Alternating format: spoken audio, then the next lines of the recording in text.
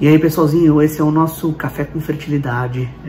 Tô gostando bastante desse quadro, porque é onde a gente consegue responder todas as perguntas que o pessoal manda. Vou tentar fazer um café hoje que a gente consiga responder pelo menos umas 3 perguntas, tá bom? Difícil a gente conseguir resumir tudo muito rápido, mas acho que dá pra gente falar coisa bem interessante. Beleza? Onde a gente tá pegando essas perguntas, então? A gente tá pegando lá no nosso Instagram.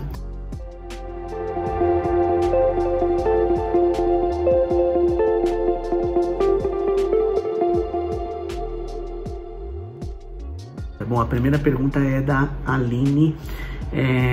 Posso tomar anticoncepcional amamentando? Pergunta bem interessante, então vamos lá. Seguinte, ó, toda vez que a paciente está amamentando, no comecinho da amamentação, existe uma tendência muito alta da paciente não ovular, né? Existe um hormônio que está relacionado à produção do leite e à ejeção na mama do leite, que é a prolactina e a ocitocina. Esses 2 hormônios, basicamente, eles bloqueiam a ovulação da paciente, tá?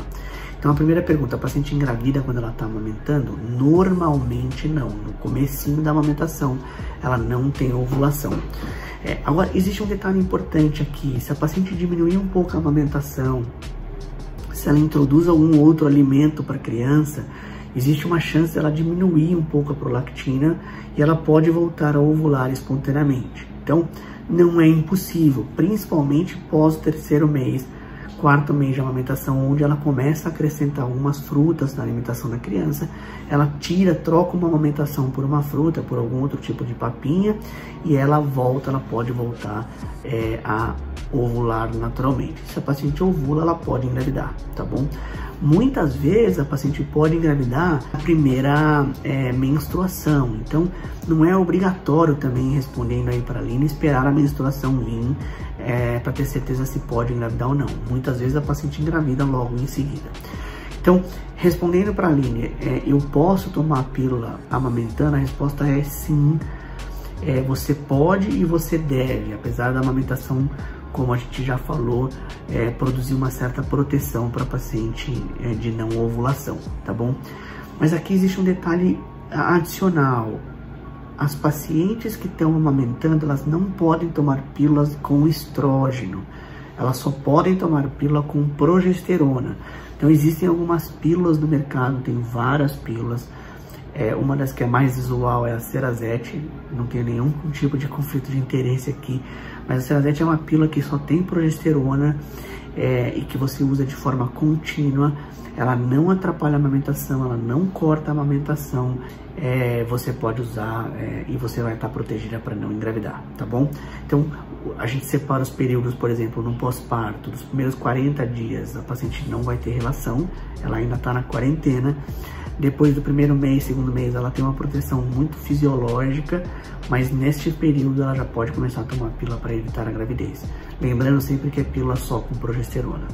Uma outra opção muito legal, para não me estender muito, é DIU, né? Os DIUs de cobre e os DIUs de progesterona, como é o caso do Mirena, eles também podem ser usados para os pacientes que já tiveram nenê e que não desejam engravidar rapidamente. E isso não atrapalha também a amamentação, tá bom? Então ela pode tomar pílulas através de progesterona e ela pode usar também o DIU de Mirena, beleza?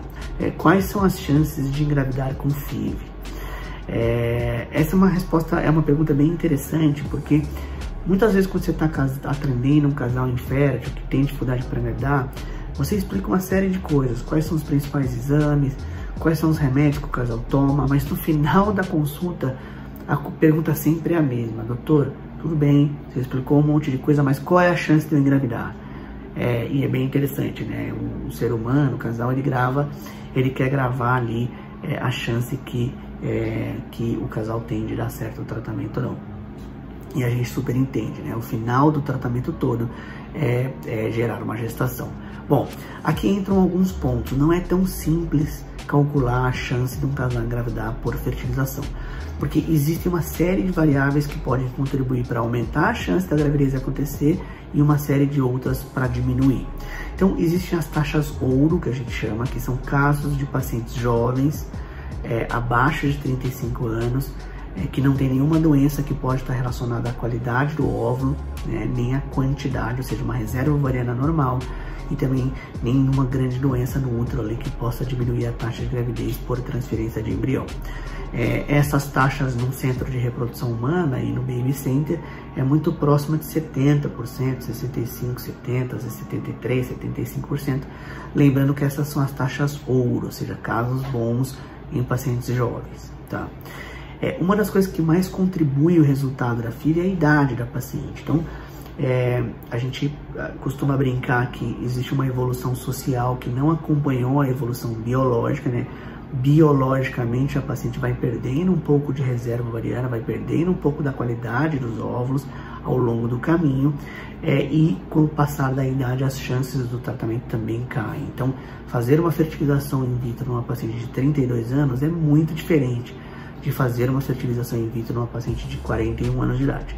É possível engravidar por tratamento aos 41? É possível, é super possível, a gente tem vários casos, mas estatisticamente a chance cai, tá bom? Nesses casos com idade acima de 39, 40, 41, as chances podem cair para 40%, para 35%, para 30%, depende um pouco também da reserva ovariana da paciente.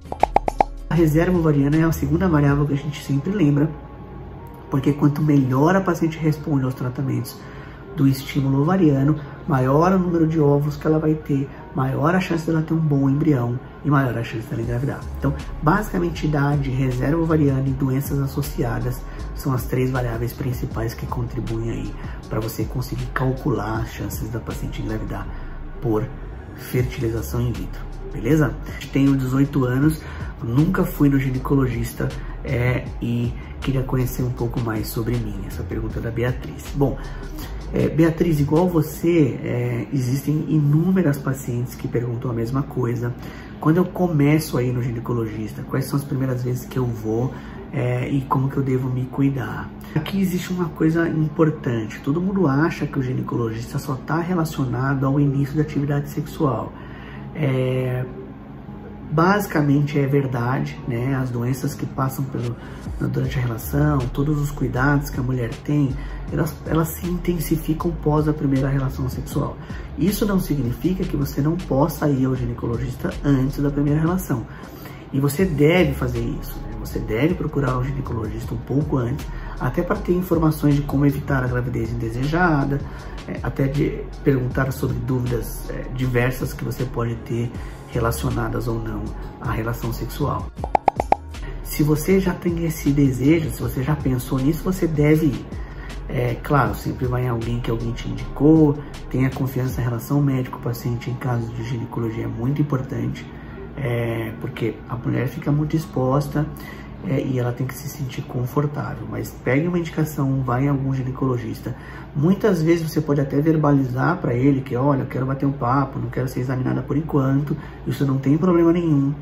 Ao longo do tempo da confiança, do início da atividade sexual, você acaba criando ali um médico da sua confiança que vai te pedir seus exames e vai acompanhar a sua saúde ginecológica ao longo dessa vida, entre a primeira menstruação e a última menstruação, e períodos de menopausa e acompanhamento da mama, assim por diante. Eu costumo dizer também que o ginecologista é o clínico geral da mulher, ele acompanha a paciente ao longo da vida inteira dela e cuida de uma série de doenças que estão relacionadas à parte ginecológica e que tem uma incidência altíssima. Bom, espero que vocês tenham gostado então do Café com Fertilidade desse sábado.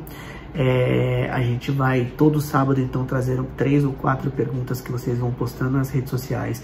Então, se vocês gostaram desse vídeo, se você quer que eu responda alguma coisa que vocês têm dúvida, coloca aqui no comentário do vídeo ou manda para o nosso Instagram e a gente vai respondendo um a um para vocês todos esses pontos.